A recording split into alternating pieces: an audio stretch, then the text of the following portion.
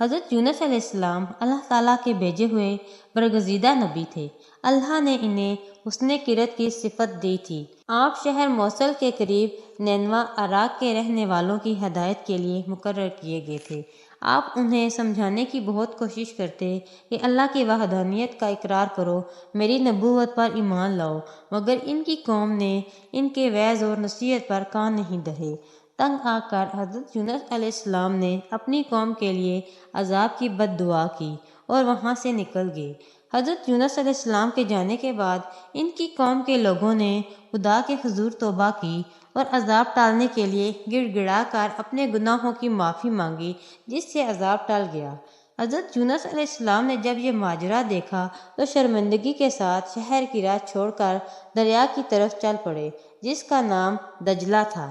دیکھا کہ کچھ لوگ کشتی میں سوار ہو رہے تھے۔ یہ ان کے قریب گئے، لوگوں نے انہیں کشتی میں بٹھا لیا۔ کشتی روانہ ہوئی۔ جب دریا کے وسط میں پہنچی تو طوفان میں گر گئی۔ اللہ نے ایک بڑی مچھلی کو حکم دیا کہ وہ حضرت یونس علیہ السلام کا راستہ روک لے۔ وہ آگے آ گئی اور کشتی کو آگے بڑھنے نہ دیا۔ جب کشتی خطرے سے دوچار ہو گئی اور سب کو اس کے ڈوب جانے کا خطرہ ہوا تو ملاحوں نے کہا کہ ضرور اس میں کوئی ایسا شخص ہے جو اپنے مالک سے بھاگ کر آیا ہے، اس لیے کشتی آگے نہیں بڑھتی۔ لہٰذا وہ شخص جو ایسا ہو اسے چاہیے کہ کشتی سے دریا میں چھلانگ لگا دے تاکہ اوروں کی جان بچ جائے، ورنہ ایک کی وجہ سے سب کی جان جائے گی۔ یہ سن کر حضرت یونس علیہ السلام نے فرمایا کہ ایسا شخص میں ہی ہوں۔ ان لوگوں نے کہا، ان کی حیثیت اور چہرے کی نورانیت دیکھ کر کہا کہ ایسا تو نہیں معلوم ہوتا اور ہمیں اس کا یقین نہیں آتا۔ پراندازی کا فیصلہ کیا گیا۔ پورا حضرت یونس علیہ السلام کے نام پر نکلا۔ 3 دفعہ یہ عمل دہرایا گیا۔ یہ دیکھ کر حضرت یونس علیہ السلام نے اپنے آپ کو دریا میں گرا دیا۔ اس وقت وہ مچھلی جو دریا میں منہ کھولے کھڑی تھی، اس نے فوراً ان کو نگل لیا۔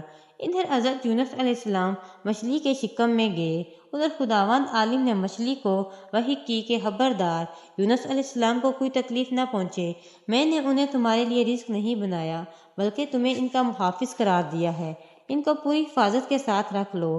چنانچہ وہ 40 دن تک انہیں اپنے پیٹ میں لیے پھری۔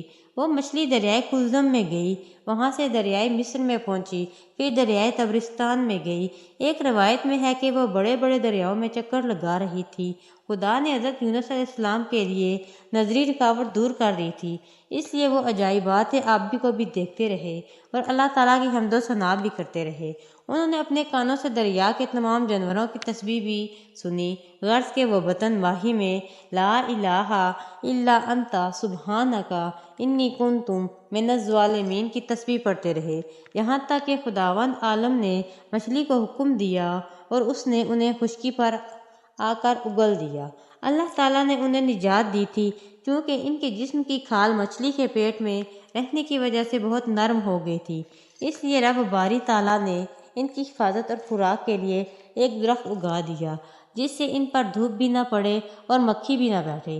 حضرت یونس علیہ السلام نے بطن ماہی میں دواب البحر دریا کے جانوروں کی بھی تسبیح سنی۔ ایک روایت ہے کہ خدا نے کدو کی بیل کے پتوں میں ان کی غذا مقرر کر دی تھی۔ یہ انہی پتوں کو چوستے تھے اور دودھ حاصل کرتے تھے، چونکہ ان کے جسم کے تمام بال گر چکے تھے، جسم کی طاقت بالکل کم ہو چکی تھی، اس لیے چند دن ان کو اسی جگہ رکھا گیا۔ حضرت یونس علیہ السلام کی وطن واپسی۔ پھر جب ان میں طاقت اور توانائی آ گئی تو رب باری تعالیٰ نے انہیں حکم دیا، اپنی قوم کی طرف واپس بھیجنے کا انتظام کیا کہ ایک کیڑے کو حکم دیا، اس نے کدو کی بیل کی جڑ کھا لی اور درخت خشک ہو گیا۔ یہ دیکھ کر حضرت یونس علیہ السلام کو بہت صدمہ ہوا۔ انہوں نے کہا، اے میرے مالک و مختار، یہ درخت میرا واحد سہارا تھا، تو نے اسے ختم کر دیا۔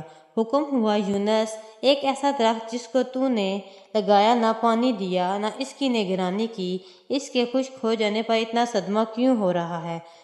تم اس پر بھی غور کرو۔ 1,00,000 انسانوں کے لیے عذاب منگا تھا، تمہیں ان کا کوئی دکھ نہیں تھا، اگرچہ وہ سب نافرمان تھے مگر میرے ہی بندے تھے۔ اگر میں نے ان کی یہ گریہ زاری اور توبہ قبول کر کے عذاب ٹال دیا تو اس میں رنج کی کیا بات تھی؟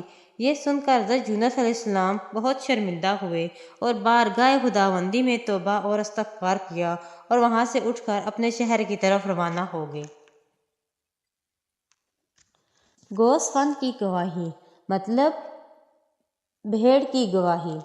جب شہر نینوا کے قریب پہنچے تو ایک چرواہے کو دیکھا جو گھاس اسی لیے شہر کی طرف جا رہا تھا۔ اس کو قریب بلایا اور کہا کہ شہر میں جا کر خبر کرو کہ حضرت یونس علیہ السلام پیغمبر پھر اپنے شہر میں واپس آ رہے ہیں۔ یہ سن کر چرواہے نے کہا، کیوں جھوٹ بول رہے ہو؟ حضرت یونس علیہ السلام پیغمبر تو دریا میں چھلانگ لگا کر ہلاک ہو گئے ہیں۔ ان کا ذکر یہاں چند دن چلا، اب یاد بھی نہیں کرتا۔ سب کو یقین ہے کہ وہ ختم ہو چکے ہیں۔ میں کیسے جا کر اعلان کروں کہ حضرت یونس علیہ السلام آئے ہوئے ہیں؟ پہلے میں تو مان لوں کہ آپ ہی یونس علیہ السلام ہیں۔ آپ نے فرمایا، تیرے ساتھ جو یہ بھیڑ ہے یہ گواہی دے گی میں یونس نبی ہوں۔ حضرت یونس علیہ السلام کا اتنا کہنا تھا کہ بھیڑ بولی کہ میں گواہی دیتی ہوں کہ یہ یونس علیہ السلام پیغمبر ہیں۔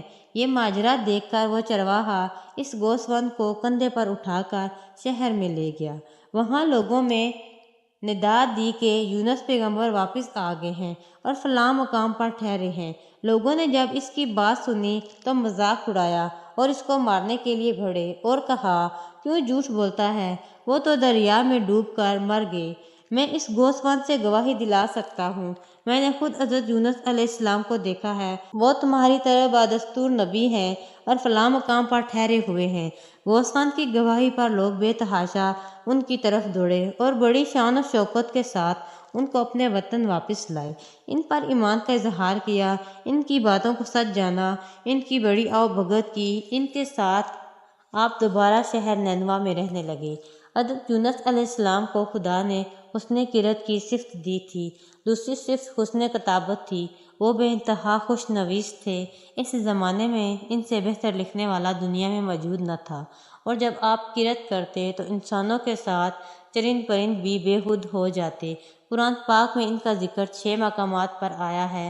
سورۃ انعام اور سورۃ نساء میں بسلسلہ تذکرہ انبیاء علیہ السلام آیا ہے۔ باقی 4 صورتوں میں مختصر حالات بیان کیے گئے ہیں۔ 2 صورتوں میں ذوال نون اور صاحب حوت یعنی مچھلی والا کہا گیا ہے۔ آپ کی آخری آرام گاہ بھی عراق موصل میں ہے۔ آپ کے روضے پر ایک بڑی سی مچھلی کا نقش بھی بنا ہوا ہے۔